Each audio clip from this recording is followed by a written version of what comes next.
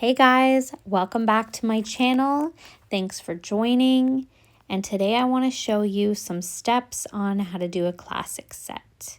So these are the lashes, the products I'm using, and I'm going to start with my lash map, which you don't always count on. You need to look at the eyelid as well in case you're not mapping it properly. I know sometimes it could be a little bit off, so just go by the eyelid and just make sure you're checking both eyes. My primer, I'm going in and priming on my lashes first and drying them, making sure they're nice and dry. I shook the glue for a minute, and this is how I'm going to grab my lashes off the strip. Right about here. I'll show you, not in the middle, just a little bit above the middle, because you do not want to grab them too low. Otherwise, you're not going to be able to attach them. And this is how much glue you're going to use. You're going to dip it in a little bit less than halfway up the lash. There should be like 2 little beads of glue on there. Only dip it once because you don't want to dip it too many times. Otherwise, it's going to weigh too much and it's going to weigh down the natural lash. And you just don't want that much glue on your client's eyes. It's never good. So see where I grabbed the lash there? It looks like it's almost halfway because that's a longer lash. That's a size 14 or maybe 13. No, that's a size 13. Sorry. And that is 0.18, which is a thicker lash. Usually you can use a 0.15 for classic lashes, but some people like fuller looks. And according to their natural lash and how thin or thick it is, that's how much more weight you can put on it. So if someone had really thin, fine lashes, I would not put a 0.18 classic lash on their lashes. So again, I'm dipping my glue just once, and then there's the 2 beads.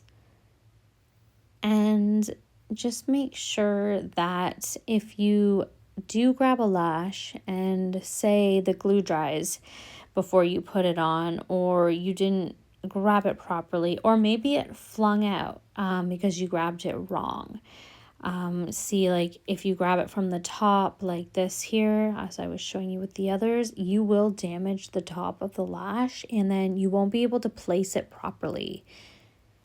So you want to grab it about here. That's as high as I would go. And then just continue on doing this. Anyways, don't reuse the same lash if it didn't work out the first time, is what I was going to say, because then you're dipping it in glue again. And there's lots of lashes on that strip. You don't need to be using the same lash if that one didn't stick properly. So I'm just letting you know that from now in case that happens. And always start with the inner corners because they are the most difficult to do. I will say that you want to make sure that you're getting all of the lashes except for the baby hair, and just kind of look at your client's lashes before you're doing the set and see what their natural lashes are like. A lot of the time they're the same on each eye, but then again, not always. Like even one of my eyes, my left eye, has less lashes than my right eye. So I get a volume set and you can't tell the difference. But if I were to get a classic set with my type of lashes, one would have more than the other because it's one single lash. So if you do find that there's a client like that, you might want to suggest going up to a hybrid or just letting them know like it's not going to look even. And I recommend a hybrid or a volume set for you, like a light volume, just because nobody wants more lashes on one eye than the other. And that goes for if they have gappy lashes as well. I would not recommend a classic set. So just let them know, you have a lot of spaces in between your lashes, so it's not going to look very full and it's going to be very gappy unless that's the look that you're going for. I wouldn't want a classic set. Also, if your client has like barely any lashes, not even 100 lashes on each eye, the classic set's not going to be the best look, unless maybe you could even recommend a wet set. Wet set is kind of like a thicker version of classics, I think. Even though we're still using volumes, they're just thicker. Yes, you could use thicker classic lashes, which is a 0.18 or even 0.20s, which I've never used on anyone before, but they are thicker. And I also use this brand Stacy Lash that I love, and they have classic lashes that has a slit through the middle of the lash, so it gives you more of a fuller look, and I really love those lashes. They're very soft and fine. And when I'm applying these eyelash extensions, I am not applying them right next to each other.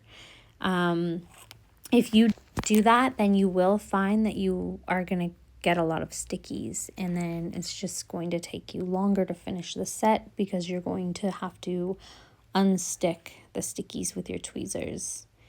So just make sure that you are checking all the lashes every time you change the glue, every 15 to 20 minutes, depending on how fast your glue dries, to make sure that there's no stickies, because it happens quite often with classic lashes, especially just because sometimes if the glue doesn't dry as fast as you're working, which it doesn't, there's going to be little stickies. There could be baby hairs stuck to them or just other lashes around them, and you just want to pull them apart. Make sure that they don't stay like that until the end, because then your set's not going to look very good, and it's not going to be great for the client's lashes if they have lashes that are stuck together.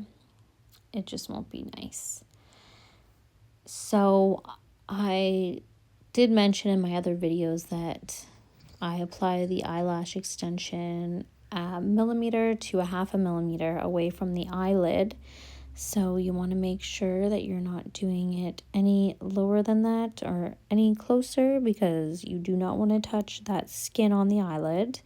And if you're putting it too far down, they're going to grow out a lot faster and they'll be dangling in like a week, and they just won't look even. They'll be all different lengths, and your map won't look as nice either, your style. And I don't think your client would like that. So, and just make sure that you're checking your work. Like I said, no stickies, and you can brush them too. I do recommend that you use a slower drying glue for beginners so that your adhesive has more time to adhere to your natural lash. If it dries too fast, you're going to get really bad retention, and those classic lashes that already don't last as long as volumes, mind you, they're going to be gone in like a week, and your client is not going to be very happy about that. That's why I'm not very shy with the glue when it comes to classic lashes, but of course I'm not going to put too much glue where it's going to be too heavy on the lash and there's going to be irritation. So just make sure, like I said, that you're using the right amount of glue, you're grabbing the lash properly, and when you're applying them, you are doing like maybe every 5 lashes. And if you do get any stickies, you can easily unstick them, pull them apart with your tweezers, making sure those lashes are all filled in and you didn't miss any, especially with classics. It's very noticeable if you don't lash all the lashes. So the final look is coming and you will see that it's easy for me to take these out. This is a great mannequin head because there's 2 rows of lashes, so you can do nice styles, and it's more realistic. I recommend practicing every single day. So here's the final look. Thank you guys so much for watching. Like the video if you liked it, and subscribe to see more.